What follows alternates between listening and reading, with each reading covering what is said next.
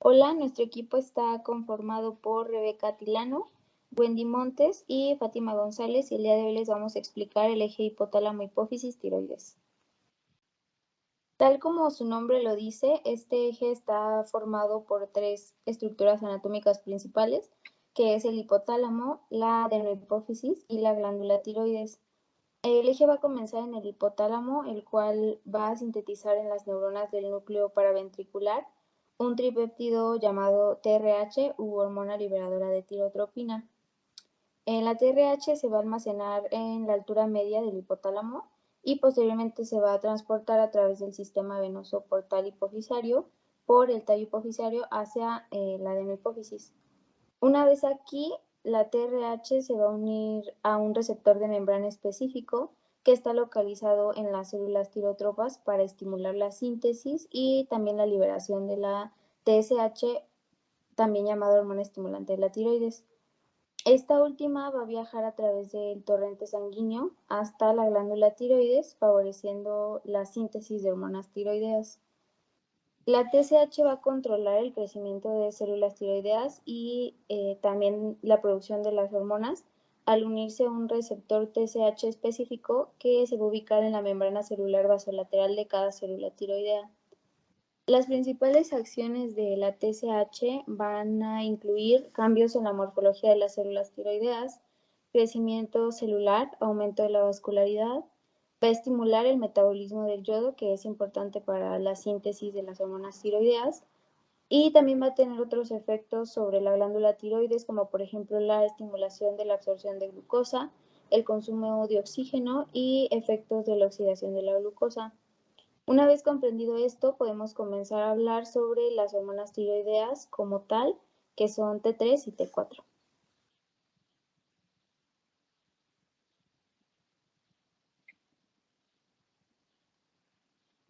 Ok, comenzando con la síntesis de las hormonas tiroideas, bueno, aquí tenemos de un lado la porción vascular, la célula folicular, y del otro lado la porción coloide. El yodo de los alimentos de nuestra dieta normal se va a convertir en yoduro, que es el punto número 1 mostrado en la imagen, que al llegar a la glándula tiroides a nivel de la célula folicular serán captados por una proteína transmembrana o cotransportadora del sodio y yoduro llamado SIN o NIS. Con ayuda de la hormona estimulante de tiroides, que ya vimos cuál es su origen, va a entrar a la célula, entra en contacto con la membrana de la célula folicular y se da el transporte a la parte coloide del folículo tiroideo, y a nivel de la célula folicular se da la síntesis de la tiroglobulina, como se muestra ya en el punto 3. Esta tiroglobulina se sintetiza a nivel del retículo endoplásmico rugoso, que pasa al retículo endoplásmico liso, que después va a ser llevado al aparato de Golgi, siendo glucosilada, y va a salir a la célula folicular, la cual ya va a tener tirosina. Al pasar esta síntesis de tiroglobulina, entra en contacto con la porción apical de las células foliculares y se va a dar la liberación a la parte coloide. Posterior a esto ocurre la oxidación del yoduro, que se oxida gracias a la peroxidasa, que estaba unida a la porción interna de la vesícula que transportaba a la tiroglobulina, que va a ayudar en la oxidación del yoduro, y a esta parte se le va a conocer como hipoyodito. Después se dará la parte de la yodación de la tirosina, que se encuentra adherida a nivel de la tiroglobulina, como se ve en el punto 5, lo que nos dará la T1, que al agregársele otra porción de yoduro oxidado se dará otro residuo, que es la diyodotirosina, teniendo así ya entonces T1 y T2. En el sexto paso, donde se dará un acoplamiento de estos residuos, hablando de T1 y T2, se va a formar entonces T3, pero al unirse un T2 con otro T2, entonces se va a formar la T4. El almacenamiento de estas hormonas va a ser porque van a estar unidos a la tiroglobulina, que será su transportador a la porción apical de la célula folicular, formando gotitas coloides, y al pasar por estas una enzima o proteasa que degrade la tiroglobulina, se va a liberar entonces T3 y T4. Al ser estas muy liposolubles, se van a difundir a los vasos laterales de las células foliculares, entrando ya así como tal al torrente sanguíneo. Mientras tanto, T1 y T2 van a cumplir una función de reciclamiento a nivel del folículo tiroideo. A través del torrente sanguíneo vamos a tener 3 proteínas transportadoras que se producen a nivel hepático, que van a ser la globulina transportadora de tiroxina, la prealbúmina y la albúmina. Mayormente T4 va a ser por la globulina transportadora de tiroxina y T3 también. El que menos transportador se va a usar va a ser la albúmina. A nivel sanguíneo, entonces, vamos a tener que va a entrar T4 y T3 a la célula, sin embargo, T4 va a ser convertida a T3 por medio de la desyodasa y la T3 va a entrar al núcleo y en el núcleo se va a acoplar al receptor de hormonas tiroideas que se va a pegar a un segundo receptor, que es el receptor retinoide X, y al estar todos juntos con las hormonas, se va a formar un elemento de respuesta sintetizando una gran cantidad de estos genes y por lo tanto el RNA y estas proteínas principalmente van a aumentar la bomba de sodio-potasio, la producción de enzimas gluconeogénicas, las enzimas respiratorias en las mitocondrias, la cadena pesada de la miosina que ayuda en el movimiento muscular y también nos va a ayudar a aumentar los receptores beta-adrenérgicos.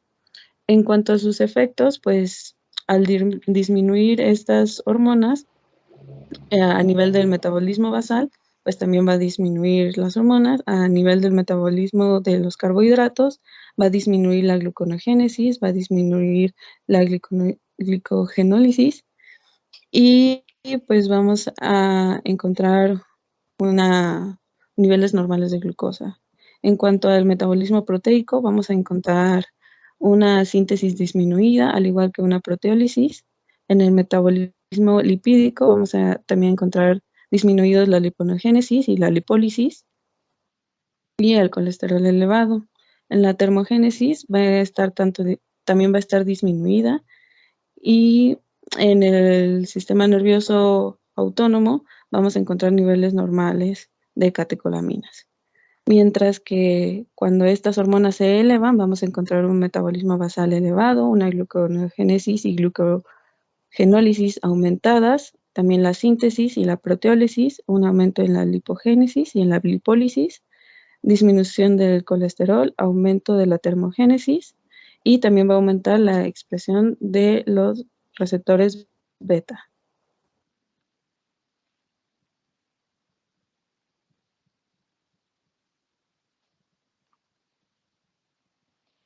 Ya hablando un poco acerca del control central del eje hormonal tiroideo o su mecanismo de autorregulación del eje hipotálamo-hipófisis tiroides, tenemos que las hormonas tiroideas son esenciales para un correcto desarrollo, diferenciación y función de prácticamente todos los sistemas del organismo.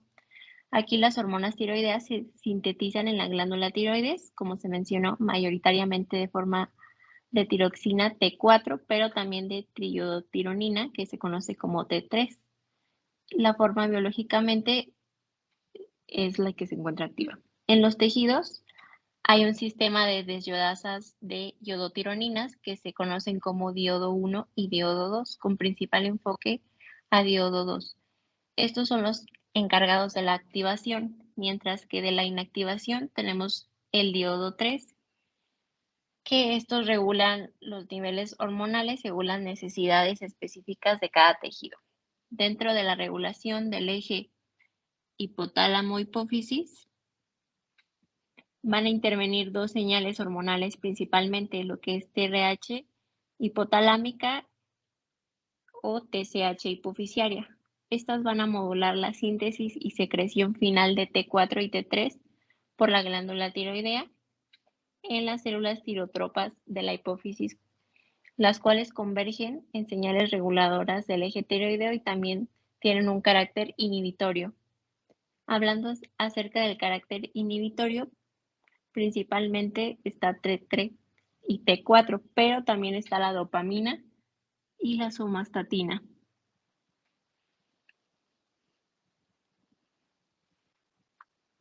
Y dentro de las de carácter estimulador vamos a encontrar TRH fundamentalmente. Existe una estrecha regulación de la secreción de hormonas tiroideas que se va a ejercer por medio de lo que son tres asas. o circuitos de retroalimentación negativos que tienen lugar a nivel central. El principal es el de asa larga, que tiene acción sobre todo en T3, T4 a nivel del hipotálamo. Otro es el de asa corta, que es T3 y T4, pero sobre las células tirotropas hipofisiarias. Y finalmente se postula el tercer sistema, que es asa ultracorta, que es sobre acción propia de la TSH a nivel local. Hablando del sistema de asa larga de retroalimentación negativa, que se enfoca hacia lo que es tiroides hipotálamo, las hormonas tiroideas son las principales ejecutoras de la regulación negativa del eje. Actuando en hipotálamo, controlando la secreción de lo que es TRH, y en hipófisis, controlando la secreción de TSH. La TRH u hormona liberadora de tiretropina se conoce como un tripéptido modificado, el cual se produce en el núcleo paraventricular y se sintetiza también en forma de un propéptido precursor de este, procesando de forma postraduccional por enzimas endopeptidasas, las cuales van a liberar 5 moléculas maduras de TRH por cada propéptido. Las moléculas de TRH son secretadas en la eminencia media hasta llegar a la hipófisis, donde estimulan la síntesis, la liberación y bioactividad de TSH a través de su unión a receptores específicos que están en la membrana plasmática de la célula tirotropa, la cual podemos ver aquí. Una vez que es secretada la TRH, esta puede ser degradada por la enzima piroglutamilpeptidasa, que hace una regulación adicional de la cantidad final de moléculas de TRH que van a llegar a estimular a esa célula tirotropa hipofisiaria. Fisiológicamente, sabemos que la TRH se da en sentido negativo a través de las hormonas tiroideas. Estas llegan a las neuronas del hipotálamo anterior y son productoras de TRH atravesando lo que es la barrera hematoencefálica a través de transportadores específicos, pero también pueden llegar hasta ese nivel por medio de lo que es el líquido cefalorraquídeo a través de los tanicitos, que son células de origen glial localizadas en la pared ventrolateral del tercer ventrículo. Hablando acerca del mecanismo de retroalimentación negativa, que va de tiroides hacia lo que es la hipófisis, como podemos observar aquí. Aquí en la hipófisis, la hormona liberadora de tritropina, secretada desde el hipotálamo, va a estimular su receptor específico, que se conoce como TRHR. Este está localizado en la membrana plasmática de las células tirotropas. Como lo mencioné, aquí se encuentra. La TRH unida a su receptor media la activación plasmática de la adinilato ciclasa, que conduce a un aumento de AMP cíclico intracelular. Y en el último término, pues va a inducir lo que es la transcripción del gen TSH en la subunidad beta. Esta subunidad beta modifica a la TSH para que se constituya su forma activa. Y también se cuenta con otra vía de señalización alternativa, que sería la fosfolipasa B, la cual van a producir la movilización de calcio en los compartimentos intracelulares del citoplasma, lo que va a inducir a la secreción de la hormona. Por último, los monómeros TSH, tanto sus subunidades alfa como beta, se van a conjugar formando la TSH biológica, que es activa y es liberada desde la hipófisis hasta la tiroides, lo que constituye el estímulo principal para que haya producción hormonal. Las hormonas tiroideas se regulan negativamente por la producción de la tirotropina en las células tirotropas, y la tiroxina, que es T4 en menor medida, llega a la célula de la tiroides por circulación sistémica, donde la diodo 2 la va a activar. Finalmente, hablando del último sistema, que sería el sistema de asa ultracorta o de retroalimentación negativa, es un sistema que abarca desde la hipófisis, células tirotropas y el folículo de las células estrelladas. Aquí la TSH sería secretada al espacio extracelular de la célula tirotropa e interaccionaría con los receptores TSH localizados en las células folículo estrelladas, lo que van a activar la señalización JAK y STAT5 que van a inducir a un factor parócrino que actuaría sobre las células tirotropas regulando negativamente la secreción de TSH. Asimismo, este efecto parácrino y autorregulatorio de la propia TSH podría estar implicado en la secreción pulsátil TSH, contrarrestando desde la propia hipófisis el aumento de estos niveles y dando así los picos pulsátiles. Hablando de la pulsatilidad de las hormonas TSH y TRH, hay que recordar que esta se libera con una frecuencia de 5 a 20 pulsos y esto tiene lugar sobre el ritmo circadiano que conduce a una secreción máxima a medianoche y disminuye progresivamente hasta la tarde del día posterior. Y así concluiríamos lo que es el eje hipotálamo-hipófisis tiroides.